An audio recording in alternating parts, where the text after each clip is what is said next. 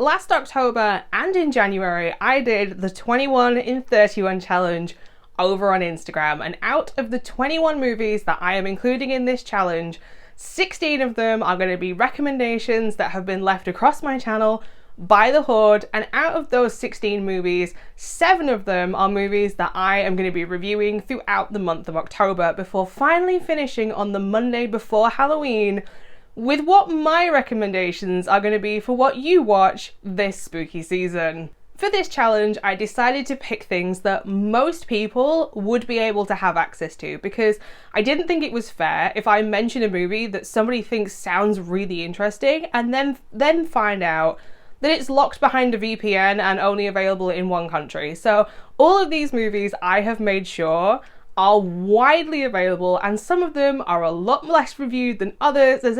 I've tried to go for a really good mix, and anything that I didn't feel like had ticked a box for things that I particularly like to watch in October, I saved my last 5 picks as my own personal picks to fill in these little gaps. If you're new here, I go by Hordes, and if you're not new, welcome back. I talk about horror movies here on my channel on Mondays and Fridays, and if that sounds like something you would be interested in, maybe hit that subscribe button and join the Horde here on YouTube. So without further ado, let's jump into my personal 5 picks for the 21 in 31 challenge. If you're familiar with my channel, you will know that this year I have been on a journey with 80s and 90s horror. So for my first pick, I wanted something that was so early 90s that it felt a little bit still like it could be an 80s movie. So my pick is Popcorn from 1991. Popcorn is a slasher horror comedy. When a film student club plans an all-night horror movie festival to raise money for their department, its members get more than they bargained for when the crazed serial killer director from one of the movies turns up to reenact some of his film's most gruesome and disturbing scenes. A movie set in a movie theatre, aka a cinema for my fellow Brits out there. And let's be honest, as horror movie fans, wouldn't we all want to be in a horror movie? Maybe not a direct reenactment of a horror movie, but I guarantee that most of us, if we were offered a part in a horror movie, wouldn't turn it down. But also, this is a slasher horror comedy, which tells me immediately that this is going to be slightly more campy, slightly more over the top, and that is what I love in a slasher movie. The plot of this movie also reminded me of another movie, and that is Trophy Heads from 2014. And if you've not heard of Trophy Heads, it is a full moon production movie about a man that kidnaps former scream queens from the 80s and forces them to reenact movies that they previously starred in. Similar? Identical? You tell me.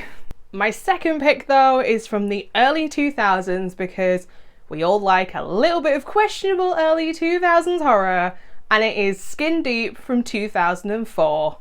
Skin Deep is a low-budget horror comedy. When a family's car breaks down in the middle of nowhere, they take refuge in an isolated diner run by a seemingly sweet old lady.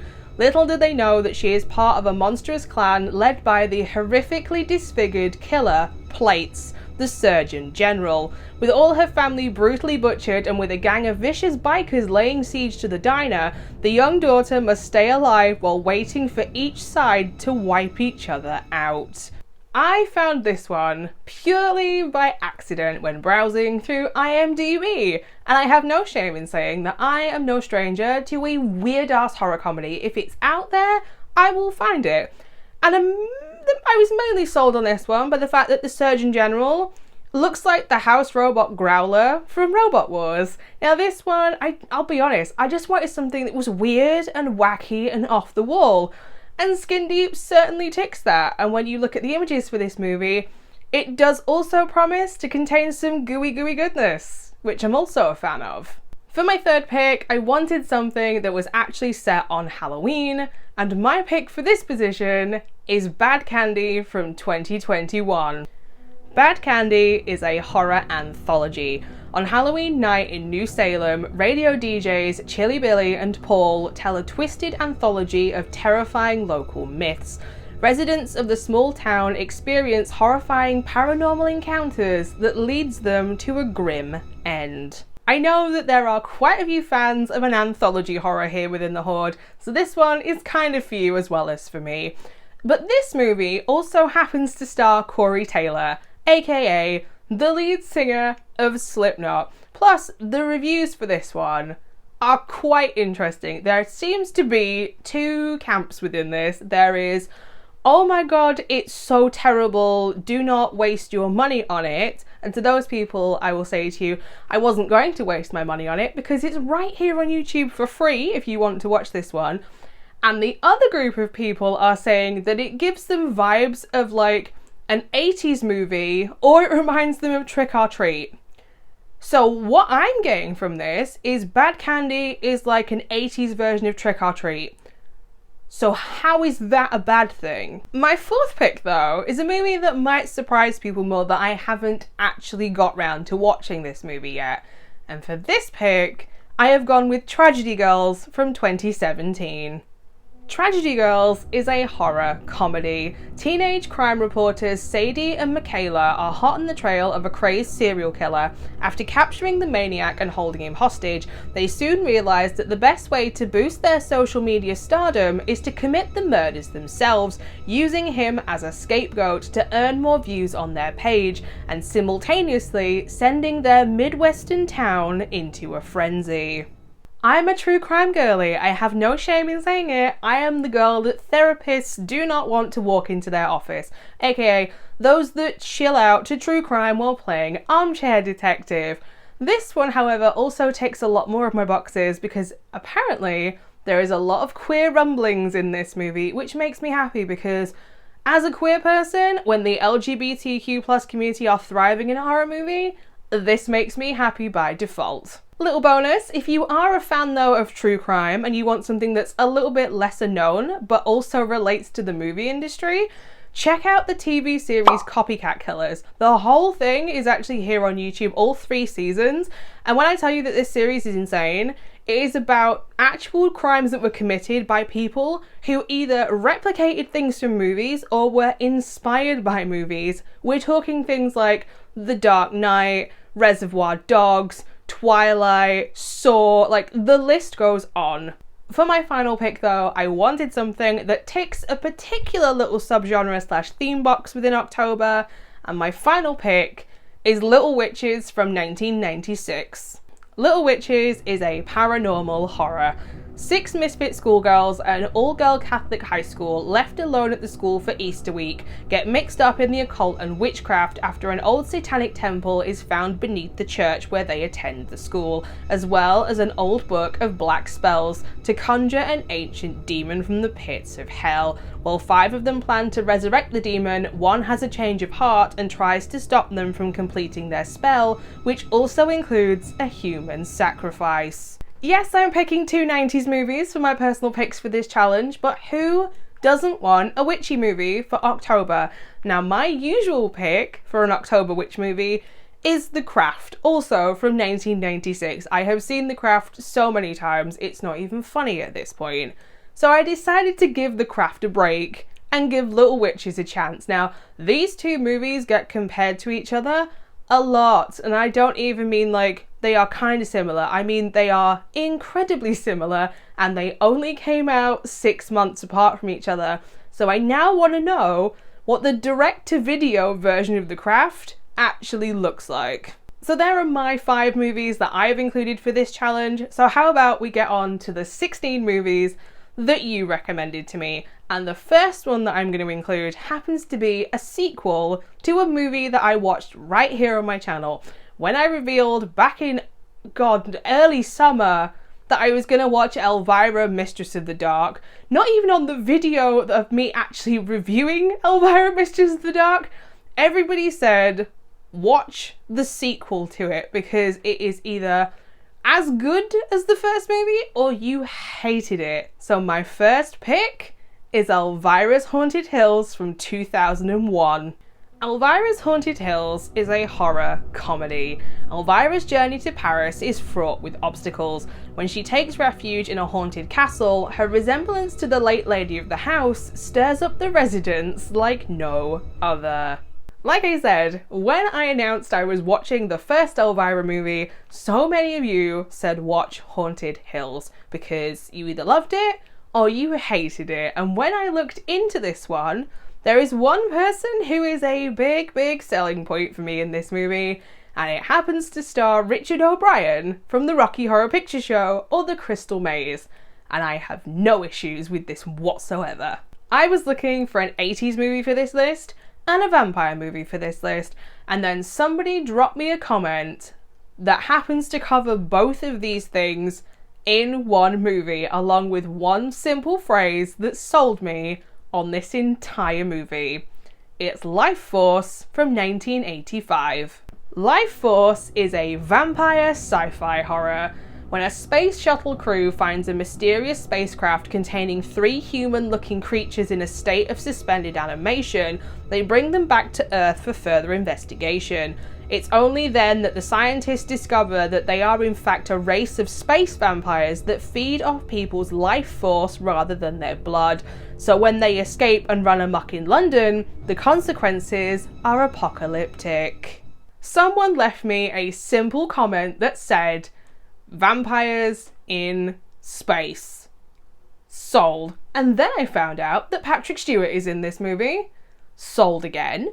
And then on IMDb, I saw somebody describe this movie as Hellraiser in space. And I'm going to assume that that person has just never seen Hellraiser 4, because I think most of us tried to forget Hellraiser 4, if you've seen it. But that tells me that I am getting, like, freaky nasty vampires from space. Sold again. This one got recommended to me quite a few times because I have a soft spot for a certain creature when it comes to horror movies. So I am listening to you all and I'm watching Rogue from 2007. Rogue is an Australian creature feature horror. After signing up for a wildlife cruise in the rugged outbacks of northern Australia, seen it all before travel writer Pete McKell soon finds himself on the menu when the boat he and his companions are travelling on is sunk by a 25-foot man-eating crocodile. Marooned on a small mud island with the tide rising, McKell, along with hard-bitten skipper Kate Ryan, now face a race against time to come up with a plan to prevent the tour party from becoming the next entree. In the theme of me watching movies about alligators and crocodiles, so many of you politely in my comments in all capitals wrote things like, "Oh my god, you need to watch Rogue from 2007, it's the best crocodile movie you will ever see." So I'm watching the crocodile movie, okay? In the past couple of years, I have discovered that I, out of all the animal movies out there, have a soft spot for a massive croc and a massive alligator. And I just get the feeling that if anywhere in the world is gonna do justice to a croc/alligator movie, it's gonna be Australia. I wanted something gooey with some good squish to it. And if you don't like insects, this next one may make you scream a little bit just going off the images online. It's Bite from 2015. Bite is a body horror. While on her bachelorette party getaway, Casey, the bride-to-be, gets a seemingly harmless bite from an unknown insect. After the trip, Casey discovers that everything can change with a single bite as she begins to mutate into a horrific bug-like creature intent on finding human flesh to feed on. Little known fact about me, I am a sucker for anything that involves bugs in horror movies. When I was a kid, there were 3 people that I idolized. Chyna from WWE, which makes sense when you see the people that I am attracted to. There was Gil Grissom from CSI, because entomologist and forensic pathologist, the dream job, or Egon Spengler from Ghostbusters. So make of that what you will. Like, Tiny Hoods had some very big dreams. But I am also a massive fan of body horror. I love body horror that is like the squishy, gooey kind. Like, give me the weird, like, melty stuff. And Bite, mixing in squishy bug goo and body horror squishy bug goo. I'm surprised that I haven't seen this one before, because this one appeals to me on so many levels. I wanted a Halloween pick that wasn't my pick to go on this list. And luckily, one just so happened to land in my comments that I hadn't seen before. And it's Satan's Little Helper from 2004. Satan's Little Helper is a slasher horror comedy. 9-year-old Douglas decides that this Halloween he is going to dress up as the main character from his favourite video game, Satan's Little Helper. While out trick-or-treating, Douglas meets a deranged masked killer who tricks him into being his own little helper and leads the unwitting boy on a murderous rampage through town. Before long, Douglas begins to realise that all this murderous mayhem is for real and that his family is next on the killer's list. Is it really spooky season if you don't watch something that's set on Halloween? Satan's Little Helper is a movie whose poster I had seen for literally years but never decided to actually look into it further. So it turns out the way to actually get me to look up something is to recommend it, so thank you for that. And this movie I have all the time for, and I'll explain why. I have all the time for a low budget horror movie that is clearly a passion project, and Satan's Little Helper is clearly a passion project because the same person produced it, directed it, and wrote it, which means this person not only put their time into this project, they put their money into it as well, which to me is the definition of a passion project. So good or bad, I have to give credit, because if you're going to put your money on the line as well as your writing and directing skills, big props to you. I have a love-hate relationship with found footage movies, with most of them being the hate type rather than the love kind, but there are a few out there that I enjoy. But this one happened to pique my interest because it involves a type of TV that I am kind of ashamed but also not ashamed to say that I enjoy. And it's They're Watching from 2016. They're Watching is a found footage horror comedy set in a remote village somewhere in Eastern Europe for a home improvement reality show. Host Kate Banks, along with a small TV crew, return to check on the progress of Californian artist Becky Westlake's Fixer Upper. But their filming interrupts the superstitious village's private religious ritual, and they become embroiled in a centuries-old web of revenge and witchcraft. I think certain reality TV gives you brain rot. Any program starring a certain family that starts with K who push all kinds of products that you don't need is the perfect example, and you will never find me watching anything starring that particular family. But I do have a soft spot, however, for reality TV competitions where you actually need a skill to be able to compete in the first place. Think something like Face Off, Dragula, RuPaul's Drag Race, anything that is creative. But my mum, however, is a fan of home improvement shows, and the idea of something like George Clark's Amazing Spaces being overrun by angry villagers screaming about witchcraft just appeals to me a little bit. If you know me, you should have expected at least a couple of Japanese horror movies to appear on this list, and being a big fan of death games, this one was gonna be a surefire pick for me, and it's Tag from 2015. Tag from 2015 is a Japanese action horror. As the sole survivor of a hideous and rather mysterious accident, Mitsuko, a typical Japanese teenager, can safely say that her day has gotten off to a bad start. It seems that an unstoppable force of nature, a doomed field trip, and a strange case of amnesia can easily coexist in a bizarre parallel universe where a desperate Mitsuko is always on the run from something inexplicable, intangible, and utterly deadly. If you didn't know, Tag is actually the 5th entry in a Japanese franchise called The Chasing World, but you can actually watch Tag without watching the previous 4 entry. It's kind of like the reboot into the franchise, shall we say. Now, back in summer, I actually watched the first Chasing World movie back from 2006, 2008, around then.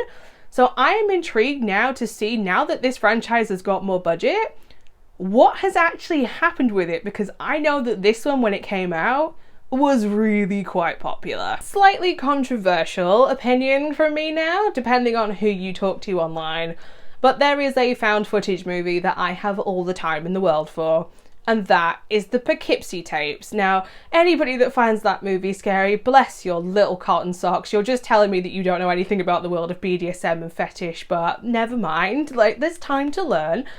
But the Poughkeepsie Tapes also happens to be a mockumentary. So when this next recommendation landed in my comment section and I found out that there was a new, now franchise that was found footage mockumentaries, I knew that I was going to give this one a watch. And I'm of course talking about Horror in the High Desert from 2021. Horror in the High Desert is a found footage mockumentary. In July 2017, an experienced outdoor enthusiast vanished in northern Nevada while on an outdoor excursion. After an extensive search, he was never located. On the 3rd anniversary of his disappearance, friends and loved ones gathered to recall the events leading up to his vanishing, and for the first time, speak about the horrifying conclusion of his fate. A surprising pick from me, this one, considering that I've mentioned my love-hate relationship with found footage movies. But this one appeals to me because it happens to involve a real missing persons case that I happen to know a little bit about, and I apologise if I butcher this person's surname. Horror in the High Desert is actually inspired by the real disappearance of Kenny Viach. Now, Kenny Viach was a 47-year-old hiker and YouTuber who went missing in the Nevada desert near Area 51 when searching for a particular cave that he claimed he had seen previously, and his body is still missing today. There is way more to this story than I'm saying right now, so if you have time, go and actually check out this guy's story. It is crazy. But why this one appeals to me is I want to know how similar this movie is to its actual inspiration. It wouldn't be my channel if I didn't manage to squeeze in another cheeky Death Game movie in here, and out of all the recommendations that I got, there happened to be one single Death Game besides Tag, and I haven't seen it, and it's Slashers from 2001. Slashers is a satire horror comedy. Japan's #1 extreme reality TV show is having its first all-American special. 6 lucky contestants chosen from thousands of applicants will have the chance to win $1 million. All they have to do is survive the night against the Slashers, the in-house homicidal maniacs. Japanese game shows are like next level insanity, and if you haven't seen one, do yourself a favour and check them out here on YouTube. You are in for a treat. There is nothing quite like Japanese game shows. But when I heard the plot for Slashers, I couldn't help but think it sounded like a very stripped back version of the movie 31 by Rob Zombie, which happens to be my favourite Rob Zombie movie, and I have no shame in saying this. Now, death games are probably one of my top 2, top 3 subgenres that I watch. I have consumed a lot of them over my years. Now, the thing with Slashers is, I'd heard of this movie and completely forgotten that it existed until somebody said you should watch Slashers because you like death games. And then I saw the pictures for this movie, particularly the doctor character with his massive pair of scissors, and was like, oh, it's that movie. Now this is low budget, low budget. But I don't mind a low budget movie. And the reviews for this are mixed, very, very mixed. There are people that love the cheese. There are people that hate the cheese. And as somebody that's allergic to dairy, I'll say if you give me a vegan alternative, I too can get behind the cheese. 2023 was such a meh year for horror, and by the end of the year, I was just over watching 2023 releases. Luckily, I have watched a few 2023 releases throughout this year that have kind of redeemed it a little bit, so I'm hoping that this next one will continue in the theme of redeeming 2023 a little bit, rather than being oh god, who decided this was a good idea? And it's Suitable Flesh from 2023. Suitable Flesh is a horror mystery thriller. Psychiatrist Elizabeth Derby becomes obsessed with helping a young patient who is suffering from extreme personality disorder. However, it soon leads her into occult danger as she tries to escape from a horrific fate. I have seen quite a few H.P. Lovecraft adaptations over the past couple of years, but I wasn't aware that Suitable Flesh is actually an H.P. Lovecraft adaptation, and this one was quite popular when it came out in late 2023. Now, H.P. Lovecraft was problematic for so many reasons. Like, the man was unapologetically racist and an anti-Semite, and it is very much there in his material when you read it now. But I am always interested to see what people do with his adaptations and how you can remove the problematic content and still give this, like, cosmic goodness. But the actual real selling point for this one for me is the person who actually wrote this adaptation. This is not their first H.P. Lovecraft adaptation, and they happen to have written my personal favourite H.P. Lovecraft adaptation, which is Reanimator. And Barbara Crampton also happens to be in this one as well. Some people will do absolutely anything for fame and fortune. Just look at Ty West's X series, for example. But before X and Pearl and Maxine, there was another movie about a starlet who would do anything to get her name in lights. And it's Starry Eyes from 2014. Starry Eyes is a horror fantasy drama. Sarah works as a waitress but harbours big dreams. When she uncovers the ominous origins of the Hollywood elite, she enters into a deadly agreement in exchange for fortune and fame. Considering I have a YouTube channel, I will be the first to say that the idea of millions of people knowing who I am is terrifying, and I am perfectly content sitting over here in my tiny little corner of the internet with the Horde. Like, I love you guys, like-minded individuals who all love the same horror movies that I do and want to discuss things. That is good for me, you know? Millions of people knowing who I am where you can't go to the grocery store and pick up simple supplies. Absolutely not. But have I met people in my life who think that fame and fortune is the be-all and end-all and the ultimate goal in life? Absolutely. Like, I used to work in theatre and with drag queens, and for every person who has ego and star power that is floating through life with a head like a blimp, there is somebody that has the green-eyed monster just waiting to shoot them down so that it can take their place. And that sounds exactly like the plot of Starry Eyes. When someone recommends me a movie that is already on my radar, it is an instant way to make sure that that movie bumps itself up the list, which is exactly what happened when this recommendation landed in my comments, and it's Psycho Goreman from 2020.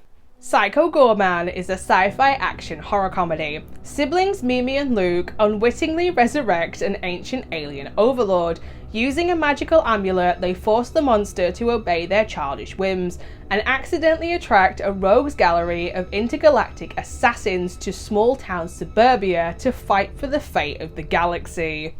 When I looked up the director of this movie, who is more well known for being a special effects makeup artist, I saw that they happen to have been in the ABCs of Death 2. They directed The Void as well, but I'm far more interested because of the ABCs of Death. I am on a little personal mission to watch feature movies by people that were in the ABCs of Death, ABCs of Death 2 or 2.5, because I want to know where everybody's careers have ended up. We're talking like 10 years down the line now.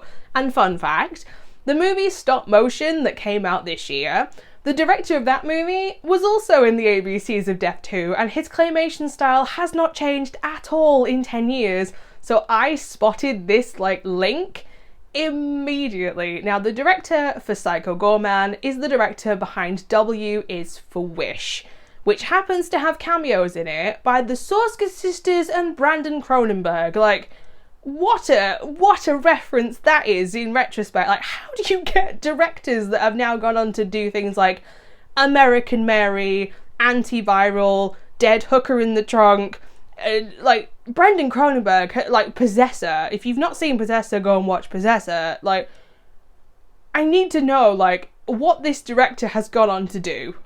Next is a sequel to a movie that I reviewed back in May here on my channel from the 80s, and the description of this sequel does make me question what I've signed up for, but so many of you were like, you need to watch the sequel for this one. So here we are. It's Troll 2 from 1990.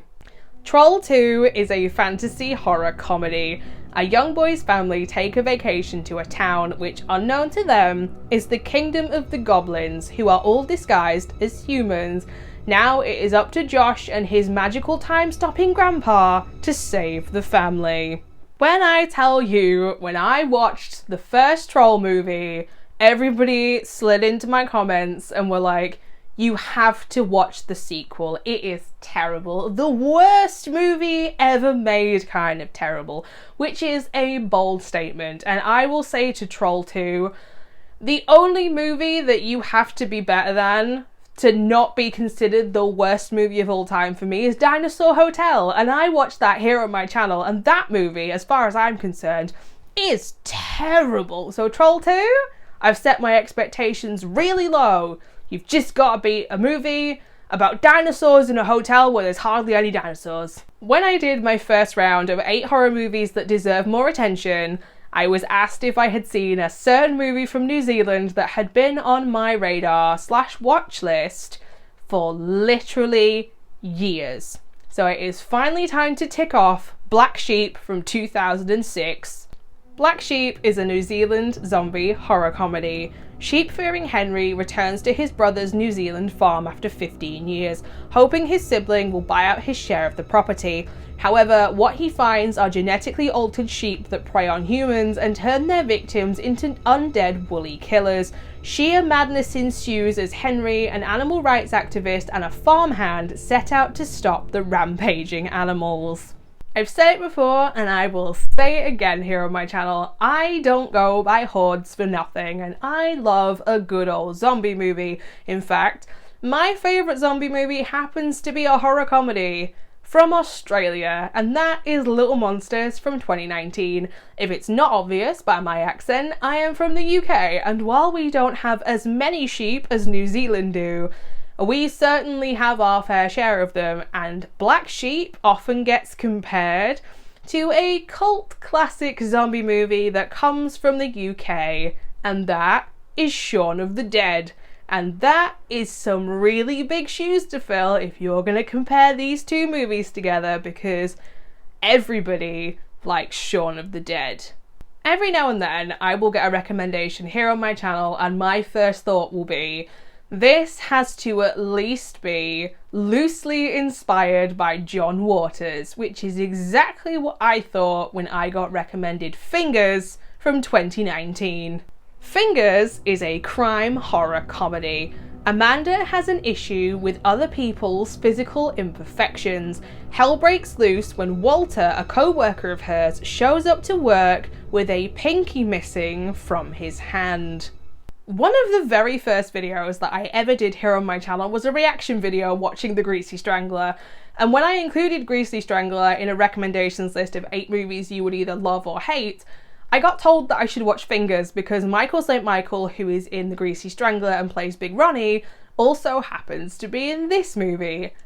And then I saw the reviews for this one and oh boy, does this one appear to be a button pusher, because there are quite a few people just simply questioning what the hell they just watched, which to me instantly makes me think, oh, this could be John Waters, you know, somebody who is not afraid to push buttons and get a reaction out of their audience and make their audience just feel that little bit uncomfortable. Now, I like a weird, unconventional kind of horror movie. I sort of dwell in that little corner of horror, if I'm being honest, and anything that gets polar opposite reviews is always gonna stand out to me. I purposely saved this one for last because this movie, hands down, not even close, without a shadow of a doubt, is the movie that I have been recommended the most. And I know that some of you are going to be extremely happy to hear that my final pick for this challenge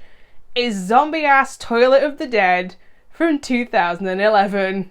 Zombie Ass Toilet of the Dead is a Japanese zombie horror comedy.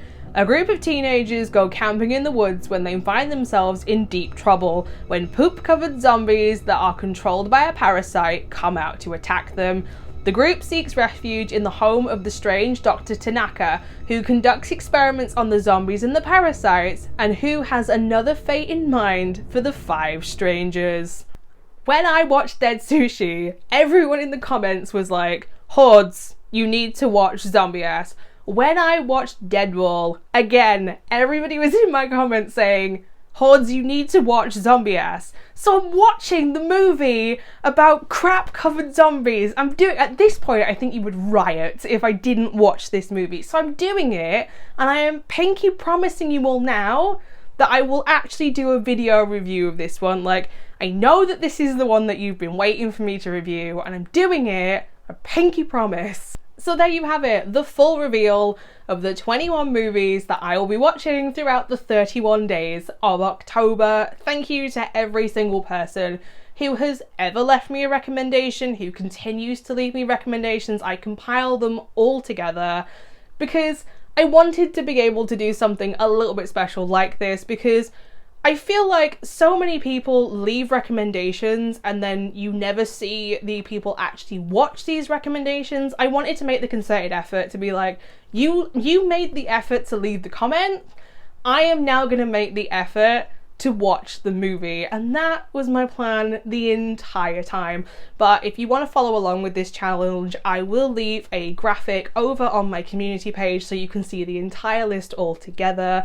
And by the end of October, I think I'm going to be on like 180 movies on this, like throughout this year, which is pure insanity. Like, that is more than I watched last year, and we're not even at the end of the year yet. So that's the information for my 21 in 31 challenge. And besides Zombie Ass, I don't know what other movies are going to appear throughout the month. It will be a whatever I'm in the mood for kind of thing, I think. So if I don't review a movie that you want me to review, chances are it will be on my community page anyway. It will be on my community page. I'm making the effort to put up the little graphics, so just check the community page. If it will appear at some point if you want my thoughts on one of these movies.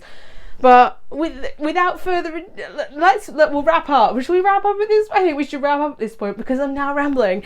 If you want to know where else you can find me, I am over on Instagram, I am over on Letterboxd, it's the same username, I'm at HordesOfHorror everywhere at this point. If you want to find me, I am out there. But I will be back here on YouTube on Friday with one of the movies from this list, so until next time, bye.